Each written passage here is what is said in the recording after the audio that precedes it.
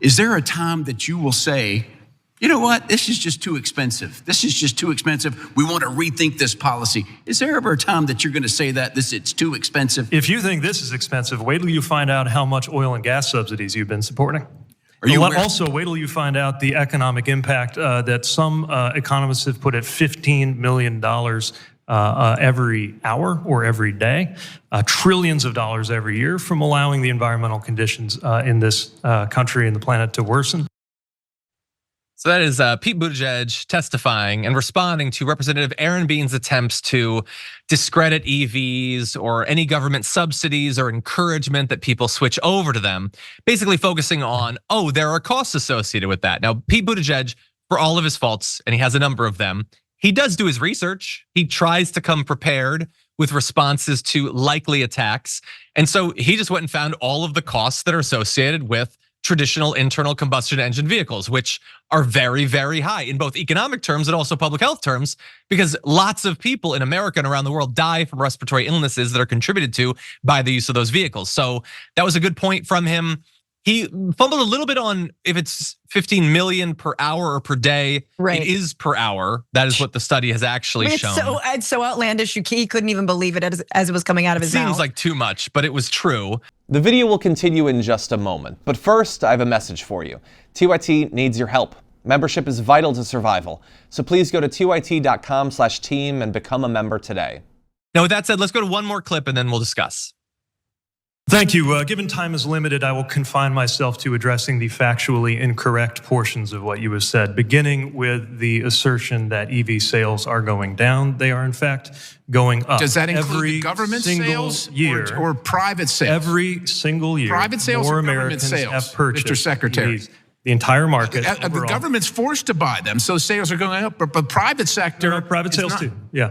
I'd like those numbers. Sure. 1.2 million EVs were sold in the U.S. in 2020. How many government and how many private? We'll get you that breakout, but as you know, more private citizens buy EVs than government purchases. No, I don't. Let me address the second factual mistake in your remarks, which was that EV costs are getting higher. They're in fact getting lower, and according to JD Power, have now reached parity or are slightly lower than with the or without subsidy, Mr. Secretary. With or without subsidy. Yeah, that does include the subsidy. That's right. But the point is, they are going lower.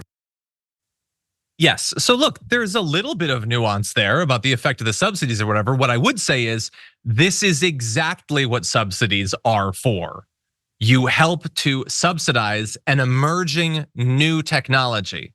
Now, I know that's not how it's used by the US government generally. Instead, it's just we give billions of dollars to oil companies that have been operating for a century or longer, and we just will give them that money until the end of time, until the sun expands into a red giant and consumes our planet. We'll give them the money for nothing. But this is what it's supposed to be for. And the issue with Bean isn't just that he doesn't have the numbers, that he doesn't understand it. It's that he doesn't want the cost to go down. He doesn't want people to switch over. Not for economic reasons, but for ideological reasons. Because for some reason, the right has decided that this technology is bad. Like morally, for some reason, they think EVs are bad, except for Teslas. They're the best, and the Cybertruck is so cool. It's the best ever. But other than that, the EVs are evil. I don't know why, but Pete Buttigieg, I think, acquitted himself quite well there. What do you think? Cybertruck. I love a truck that you can't even move a sofa with. Cool. What's the point of an effing truck? What is the point of your dumb truck? Hey, can I pick up this thing on the other side of town? Nope. Get some materials moved? Nope. Why? Don't know. Look, I have to say, I've been liking Pete Buttigieg as Transportation Secretary. Basically, I think he's crushed a lot of his appearances, both on news media and clearly here in this hearing. And I think that his first point is the correct one, which is the amount of money that it costs everyday Americans, not just in terms of our health, our air, our water, our food sources.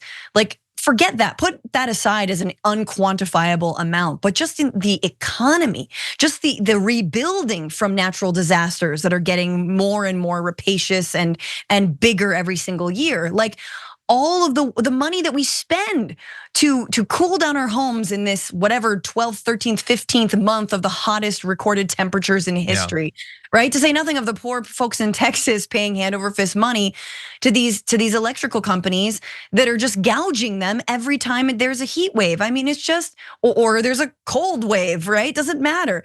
So you're so right, and it needs to be understated and stated a million times that this is not partisan anymore. Climate change is absolutely not partisan. Republicans know it. They feel it in their bones. They see it in the economy. They know that changing over to wind and solar would be incredibly beneficial to them, their small towns, their businesses, and whatnot. It is purely ideological, and it is ridiculous that we allow this to continue. And the last thing I'll say is, and I always say this because I love this, which is under Donald Trump, the Department of Transportation issued a report. They do it every single year, and they were like, "Oh, we don't need fuel emission standards anymore because climate change is already a done deal and everyone's gonna die anyway. So we probably should just remove those." And they did.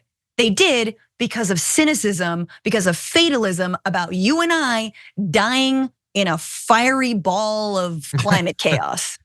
Yeah. And reminder, if Donald Trump becomes president, he can get rid of the CAF standards and he can take away the subsidies and he can set us back even more time for that. And again, it's Trump supporters are literally passing out at Trump rallies because of the heat. Texas is being devastated. Florida has been and will continue to be devastated by worsening hurricanes. The red states are going to absolutely take it on the chin from climate change. We're trying to save you. It would be cool if you would not even help us, but just not stop us from saving you.